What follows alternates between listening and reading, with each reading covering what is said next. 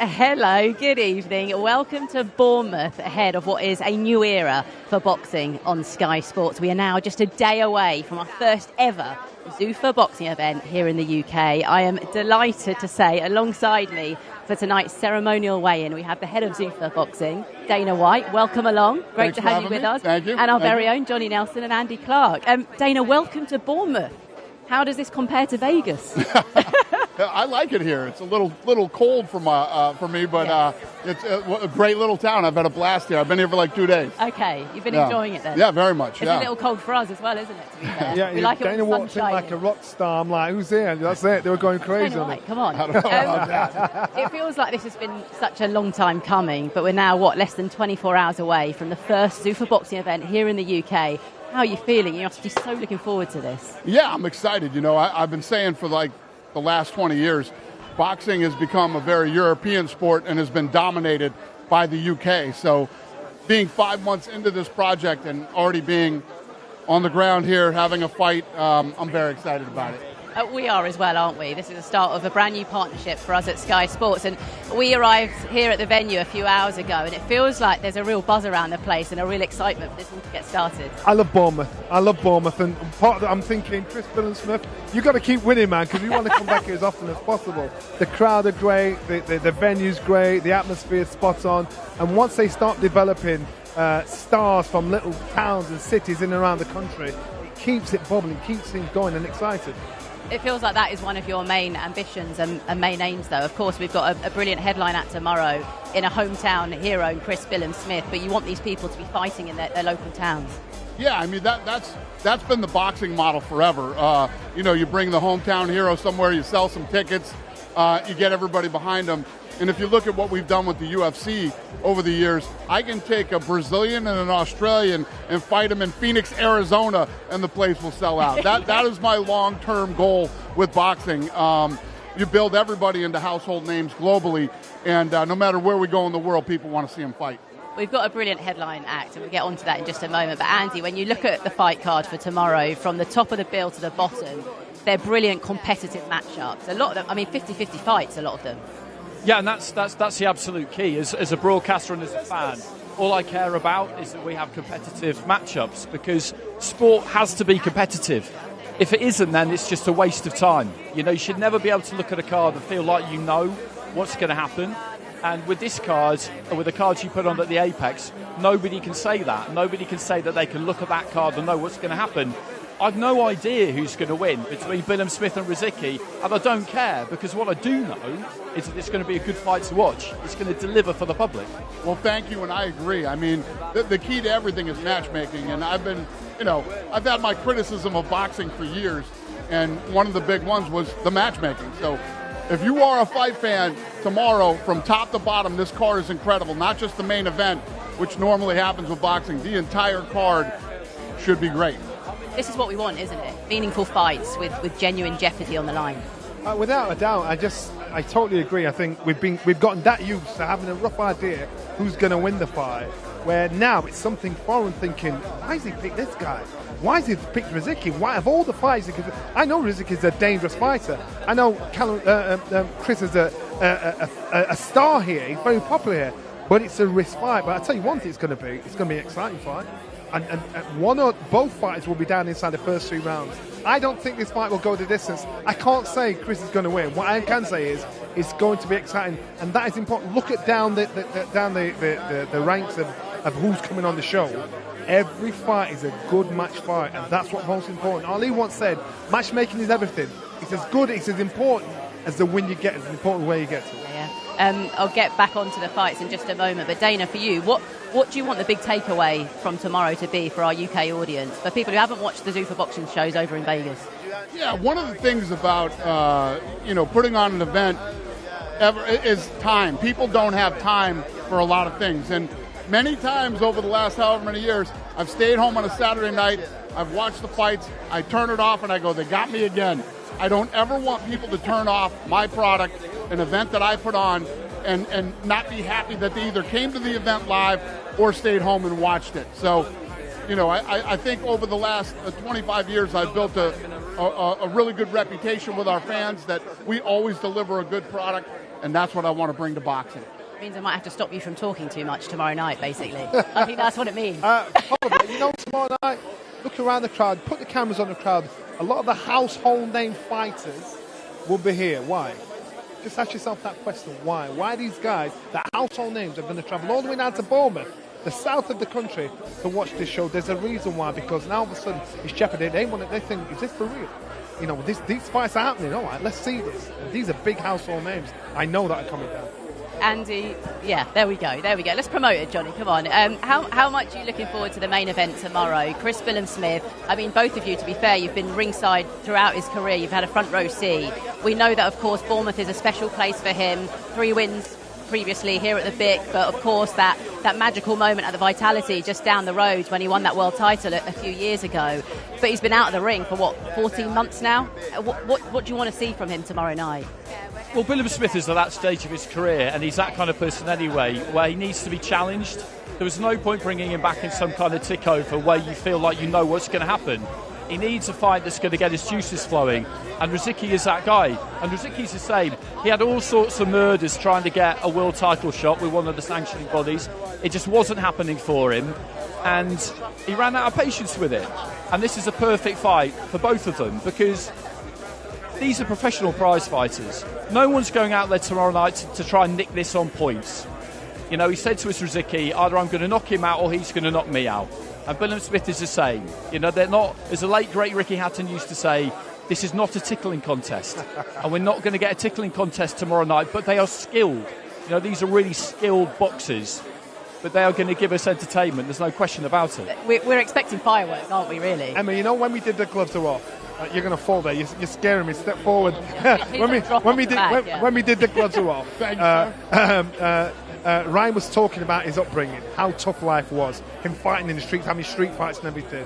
And I thought, you believe this guy? And then we went to Chris, and I love Chris. He's a lovely guy. And talked about his upbringing. He said I did trampolining. And I'm thinking, whoa, what are you having this conversation about? What I'm saying is, Ryan, there's no nonsense there. When the camera's off, he's exactly the same guy that you think, I don't like being in the room with you. And you see there's a respect between both fighters, but they want to hurt each other. And so if this is what you're into, you're going to get exactly what's on the camera. Very different characters, very different styles in the ring as well. Why was this the fight that you really wanted to make? I agree with everything they both said. First of all, you have the skill, the power that these guys have, but more importantly, the mentality going into this fight. It is almost impossible for this to not be incredible. Plus, if you look at what these fighters are looking down the barrel of right now, a lot of exciting new things going on with us entering the sport, and a lot of opportunities for them in their career and for their families. So I expect the fights to be incredible, and I say this all the time, there is nothing better than live sports in the UK. The fans are incredible. We're in his hometown, which I'm sure he's going to have a lot of support there tomorrow. So the energy, the fights, everything that you could possibly want out of a fight, you're going to get tomorrow night. Set up beautifully. I think he's set the cat amongst the pigeons. That's exactly what he's done. Yeah. Right. Thank you so much for joining us. I'm a bit worried you're going to fall off the stage. So I think we should end this chat, to be completely honest with you. Right. We've got the weigh-ins coming up for, of course, the big fights on the main card, but we're going to start with the three preliminaries. Let's head over to Joe Martinez on the stage. Well, a very good evening, ladies and gentlemen. We'll welcome you to the Bournemouth International Centre here in Bournemouth, UK, as we are just 24 hours away from a very big night here in the United Kingdom. Welcome to Zuffa Boxing 7 CBS versus Rozicki. And we welcome you to the ceremonial weigh-in. Tomorrow night's bouts will all be featured live over 90 countries around the world, and featured here locally on Sky Sports and back in the United States on Paramount Plus. Doors will open at 4 o'clock for our local fans, and then we are live at 5 p.m. with our preliminary bouts, and then the main card set to begin at 7 p.m. local here in Bournemouth. So without further ado, let's get this weigh-in started as we bring up our first fight of the night tomorrow evening. 6 rounds in the welterweight division, featuring Leo Phantom and Alex McMillan.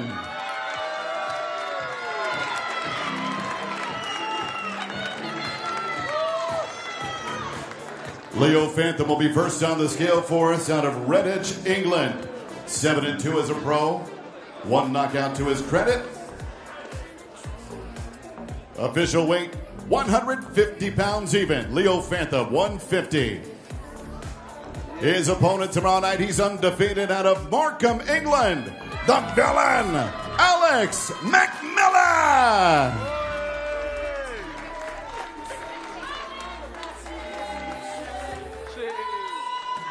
McMillan 3-0 with 2 knockouts, official weight. Also 150 pounds and ready to go in our show opener at 5 o'clock here in Bournemouth.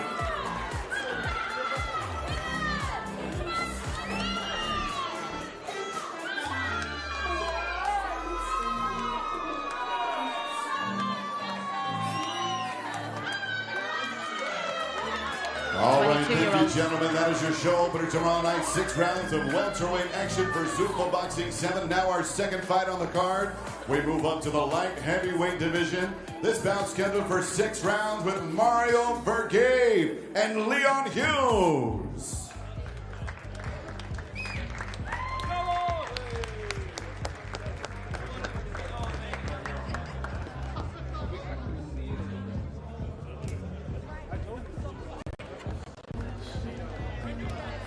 Fight veteran from Sofia, Bulgaria, Mario Vergave. Official weight, 178 pounds for Vergave, 178. And his opponent ready to step on the scale. Undefeated in 4 professional fights, 3 knockout wins. He's from Preston, England. Here is Leon Hughes.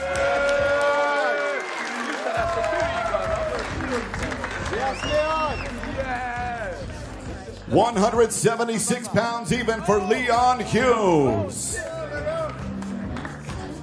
He's 38 years old. Leon Hughes is like 21. It's such an exciting matchup, isn't it? The fact that he's, like you say, he's 21, a very good amateur, and then he's up against a 38-year-old Bulgarian. Yeah, and, you know, he brings it, Vergave. He's really, really busy. He'll come and have a go, 100%. But I know that the Jennings are really excited about Hughes. 7 o'clock. This fight featured in the heavyweight division, scheduled for 10 rounds.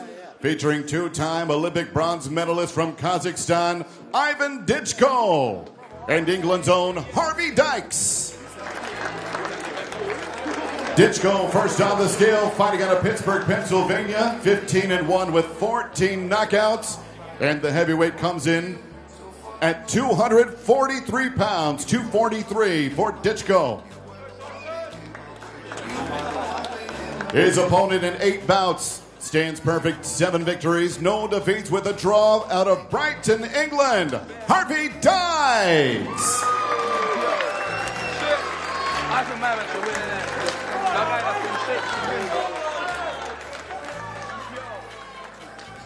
Harvey Dykes comes in at 270 pounds even, 270 for Dykes. Dykes is 30 years old. I gather he sparred a lot with Daniel Dubois.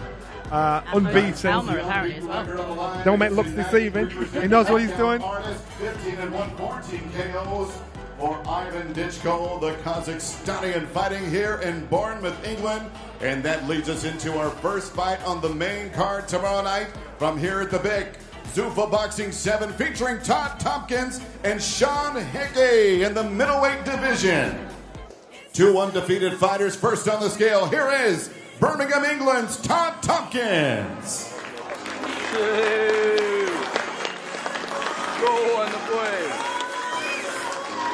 Tompkins stands perfect at 4-0 as a professional. He weighs in officially 163 pounds, 163 for Tompkins. And his opponent also standing perfect in 4 bouts. 1 knockout to his credit. He's from Dundee, Scotland. Here's Sam Hickey. I've seen this young man as an amateur turned professional. He's red hot, rated massive. And he too comes in at 163 pounds. Both fighters doing a lot of things still there in Sheffield, working. I don't know if he still works with them up in Sheffield. So Sam Hickey.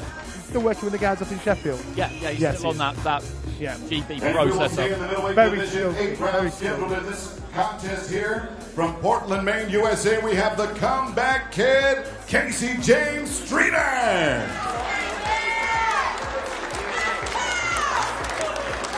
CJS on the scale, 15-3-2, 6 knockouts. He comes in at 159 pounds. Streeter, 159. His opponent hailing from Monaghan, Ireland, Stevie, the Hitman McKenna. It's in there, Stevie McKenna. 15-1 with 14 knockouts for this heavy-handed middleweight from Ireland. 160 even for McKenna, 160. Look at his shoulders. Well, we've seen this young man growing in front of my very own eyes. Very tough, very aggressive. He's all action, and he's no nonsense. Ladies and gentlemen, now we move to a 10-round attraction. This in the middleweight division. Please welcome Bristol, England's Aaron Sutton. 21 fights for Sutton, 19-2 with 3 knockouts on that record.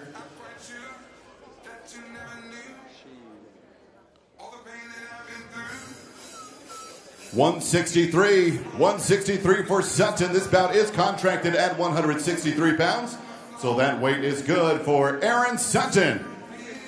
And next up, ladies and gentlemen, he is one of your own, the native fighting son of Bournemouth, England. Here is Chaos Lee Cutler.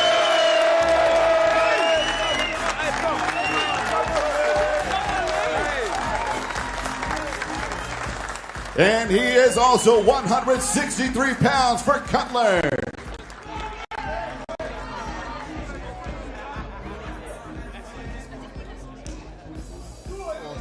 Got Chris Billam-Smith. This guy's a hometown hero as well, isn't he? Yeah, he is. He sells plenty of tickets, and again, he's another one. He's moved up to middleweight, and if he wins his fight and McKenna wins his fight, they could rematch. That's something McKenna definitely wants. I think they'll be making their way over to Andy for a quick chat. I think we got Aaron Sutton first. Aaron, it's a hostile reception for you tomorrow. How are you going to go about silencing this crowd? Doing what I always do. Can't wait to turn up and show everyone what I've got. I'm lucky to share the ring with you. Can't wait to do it. And let's get on, yeah, definitely. Will you give me your final prediction? No predictions. I didn't do none of that. Just show me on the night. Simple as that. Okay, going to ask you to go off that way so we don't have any clashes. Lee Cutler, Chaos returns, ladies and gentlemen.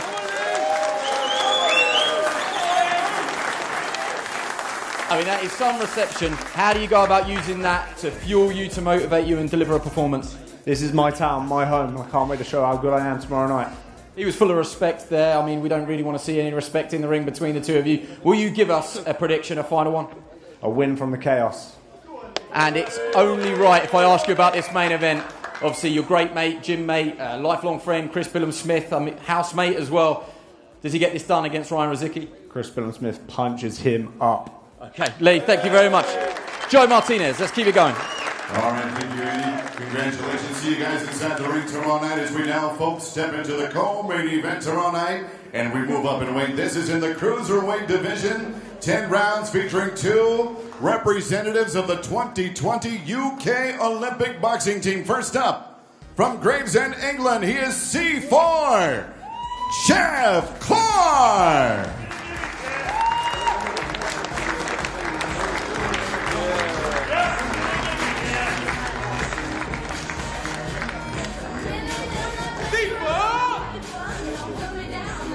C4 good at 199 and 1/2. 199 and a half for the 13-fight veteran from Gravesend, England. And that brings up his opponent, hailing from Manchester. He is one smack, Jack Massey!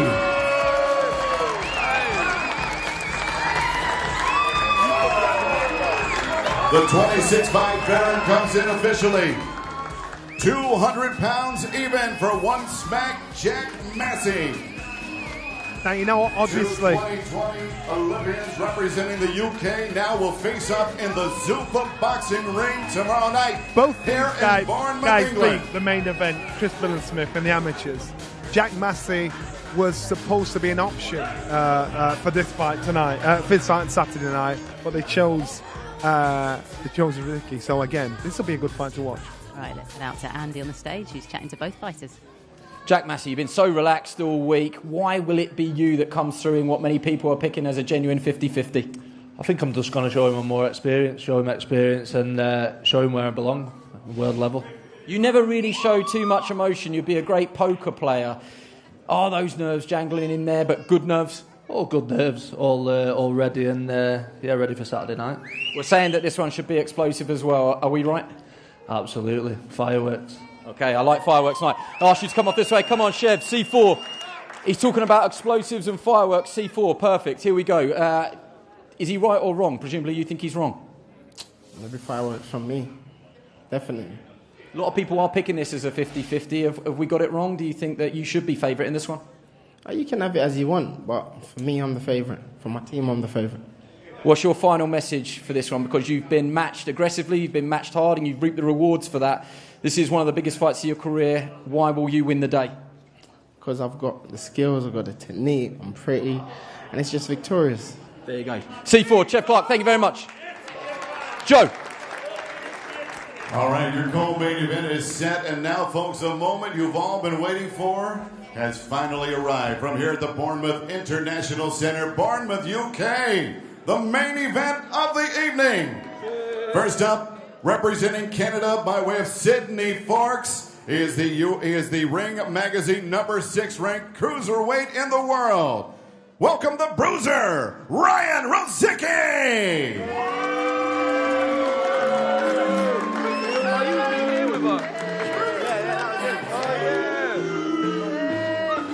Ryan Rozicki, 21-1-1, 20 knockouts for the heavy-handed cruiserweight from Canada. Official weight, 200 pounds even for Rozicki.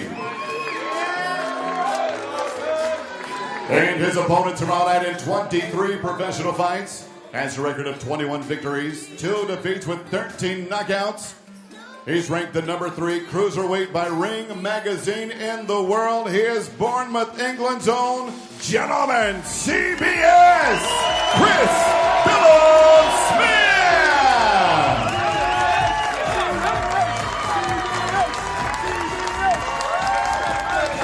200 pounds even for CBS.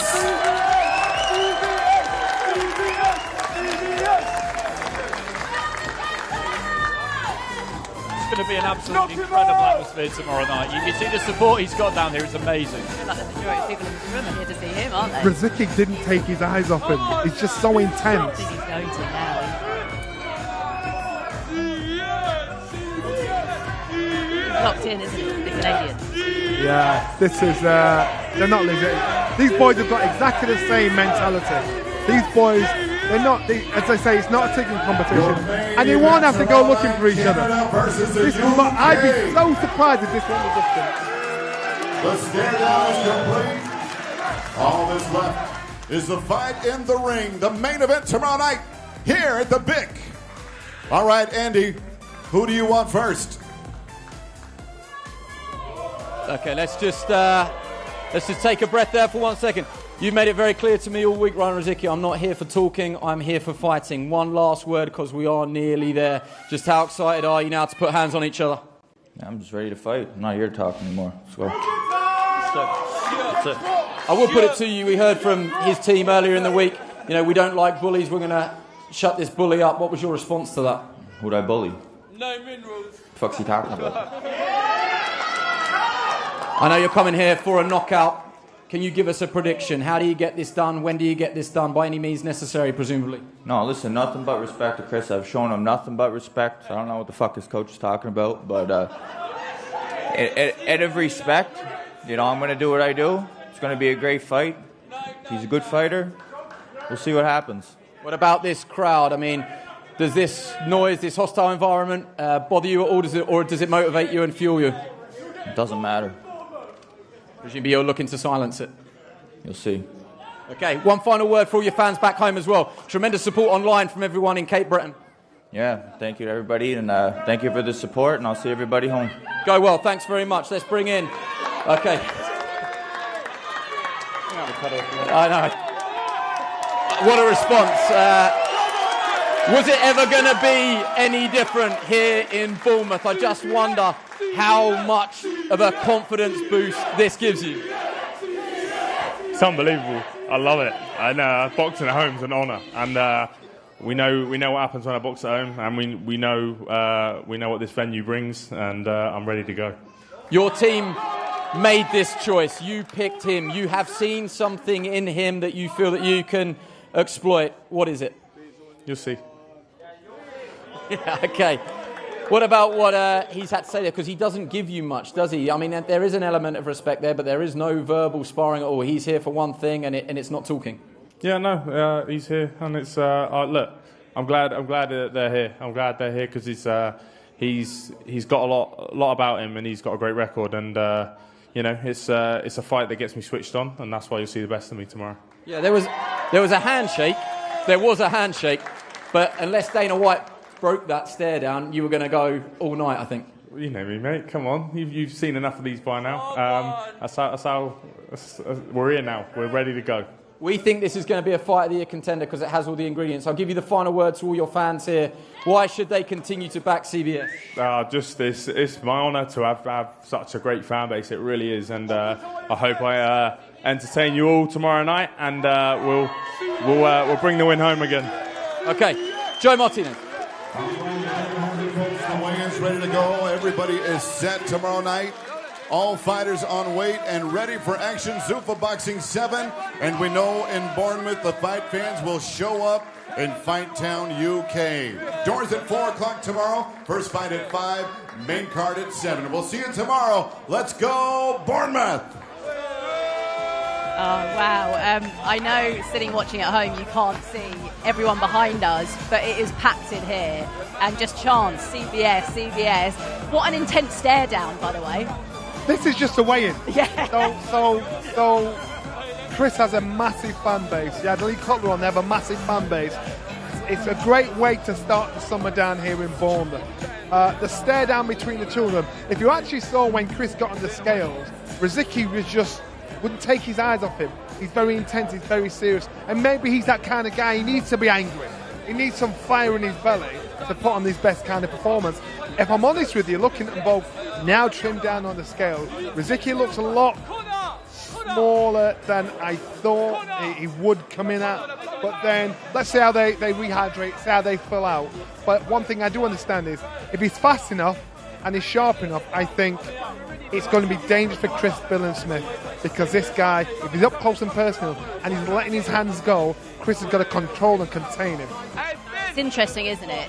20 knockouts in 21 wins. 18 of those have been finished inside 3 rounds. But on the flip side of what you're saying, could you look at it and say, well, he's relatively untested then over the distance? Yeah, I mean, you look at the record and it is really, really impressive. The times he's struggled has been against a fighter called Yamil Peralta, who was a really good amateur and Olympian and a good mover. And he hated that. He got the win in the first fight. Most people agreed, including him, that he didn't win that fight. And he doesn't want opponents like that. And he feels that Billam-Smith isn't going to do that. And I agree with him. I don't think Billam-Smith is going to do that. He likes to get underneath Chris, and he likes to fight on the inside. But he won't be silly. He won't be reckless. We saw how he boxed against Riakporhe, big puncher. He managed to neutralise him. But I love that. I mean, the weigh-in was great there. They kept it nice and quick. They really rattled through it. The stare-off was really good. I mean, somebody had to stop it or it would go on, because once you get past about 45 seconds, it becomes a thing then, doesn't it? Yeah. I mean, maybe a little bit uncomfortable for us watching. Nobody wants to look away, but you look at the back on Rozicki, that gives you a clue as to how he fights, because there's so much core strength and core rotation. It's all hooks and uppercuts and short punching. We were saying that he seems like a really intense character. You spent a bit of time with him filming The Gloves Are Off. What was he like then? Because he's got such a unique story and unique journey to this. The vibe we get here is exactly the same vibe. Can you imagine being in a little studio, sat around a table that's 2 foot square, and you just stuck, knees are touching each other. You're thinking, if this kicks off, it's going to kick off heavily. His inspiration is Jack Dempsey. And Jack Dempsey, that's who he inspires, that's who he measures himself on. That's the kind of fight he wants. He said to Chris, don't run. You don't run, and I'll show you what it's about. I honestly think Chris, he likes to get in the tear up. You can easily talk him into that kind of dance, and I think it'll be about egos. And I think Chris will get talked into that kind of dance. And so therefore, they won't need to look for each other. It's a case of who can knock lumps off who first, and who's going to make a dent, and that's what it's going to be about. Interesting, Johnny talked there about Jack Dempsey being his big icon and idol. Can we kind of see that in how he fights, the ferocity, the aggressive nature of him as a boxer? Yeah, you do, and I love the fact that he's into the old days, because I am myself, and Jack Dempsey changed the game. He completely changed the game. He basically smashed to pieces a huge guy called Jess Willard in 1919. He was called the Potawatomi Giant, and it was just pure violence. There were bones broken, teeth everywhere. And then in the 1920s, Dempsey and his manager Doc Kearns and their promoter Tex Rickard, they completely changed the sport, and boxing became this big news, showbiz, glitz and glamour, $1 million gates, 100,000 people watching it. He was just an unbelievable fighter, but the reason all of that happened was because he just brought it, and people wanted to watch him, and he entertained the crowds, and Rozicki feels like that is his duty. You know, when people are paying for a ticket to watch him fight, he wants them to know that he's going to put on a show, and they do know that he's going to put on a show. I mean, you look at him, and physically, those hands are huge. I think he was bothered that Shane labelled him a bully. That's not a nice label to have. He didn't like it, did he? He didn't like that at all. He just wants to fight. I don't think he's a bully. I just think he's a bit weird. I think he wants to tear up. That's the kind of guy he is. He just wants to fight. And so if he's measuring himself on Jack Dempsey, you know exactly what's on what's in the bottle, in the can, what it says on the tin. That's what you're getting with this young man here. So, and that's why he'll even if he loses Saturday night, I think he'll get a fan base here because of how he fights, the entertainment he brings. Well, it's interesting you say that, because he's certainly not going to have the crowd with him, is he, from the start? But this is actually the first time he's fought in his professional career outside of Canada as well. Now, as an ex-fighter, there's certain fighters that they grow when they're boxing at home, and then when they box away from home, that's when they bottle it. That's when they struggle. They think, I've not got support. And they turn into wallflowers. Some fighters, when they box away from home, they box better. I used to box a lot better when I boxed away from home, when the crowd were against you. Now, I'm trying to figure out if it intimidates or inspires Rozicki. I don't think it intimidates him. I just don't think he had the arrogance and looked at the crowd and sneered at them to say, let's have it. He didn't do that. So I'm thinking he still might be in a bit of shell shock, because he's thinking, hold on a minute, I'm the homeboy. I'm used to being the hero here. So it's how he deals with this. I think we just expect him to be locked in like he was on that stage. For Chris Billam-Smith then, as history has shown, the pressure of a home crowd hasn't got to him previously. Yeah, always. And Shane said it a few times in the build-up to the fight. His Beth Bournemouth performance was outdoors at the stadium against someone he knew really well in Okolie. He knew the dangers that he brought, and he knew that if he wasn't disciplined, and if he didn't do exactly what Shane had kind of practiced with him in the gym, then he would lose. And so he carried out the game plan to the letter that night. Here, he's tended not to lose his head exactly, but he had an almighty scrap with Isaac Chamberlain, a big dust-up with Armand Jojai. Do you think he's grown up out of that? Do you think he's got out of that habit? Well, I mean, you tell me, do fighters ever really grow up out of that kind of like ego-driven approach? I'm not sure they do. I think sometimes when you get in that bear pit, and you're in with somebody like Rozicki who only wants to do it one way, who talks your language, you're not going to settle for any kind of scenario that makes you look lesser. The ego plays a massive part in all elite level sport, but especially boxing. But it can be a really positive thing. You can't let it run riot, but it is going to be a clash of egos. Shane's got to control him. Shane's got to control Chris, because if he doesn't, and Chris gets drawn into that kind of argument, then you're going to give a man a chance that shouldn't have one. So Shane's got to control him and get it in his head. Yeah, no, he does. And what's interesting from the Rozicki side as well is that with Sean George, who is a technical coach, a really good coach, he's been talking about tightening up the defence and making him harder to hit. And making someone harder to hit is definitely a good thing, but when you're strengthening weaknesses, you can't be weakening any strengths. And he's talked about it this week, Sean, because, you know, a dog has to stay a dog, right? Rozicki is a dog, but Billam-Smith is a dog as well. Like, their bark is a bit different, but they just want to sink their teeth in and Who's got the biggest bite? I like it. That's what it's about. Their bark is different, but they just want to get a hold of each other by the neck and sink their teeth in. That's all this is. So the job's going to be down to the coaches, the game plan, the corner. Whose coach is going to be strong enough, wise enough, smart enough to be able to control their fighter to stick the game plan. Because in this fight, it can be anybody's if they go in there with that attitude. I feel like just before we go, because we don't have too much time left, we do have to touch on some of the other fights. Jack Massey, Chev Clarke, before our main event tomorrow night. We always get super excited, don't we, about a domestic bout. It's a really, really good fight. And the reason it's such a good fight is because they're both in the same kind of place. They both feel like they haven't really got what they've kind of deserved. I think they really feel like they've been overlooked and undervalued.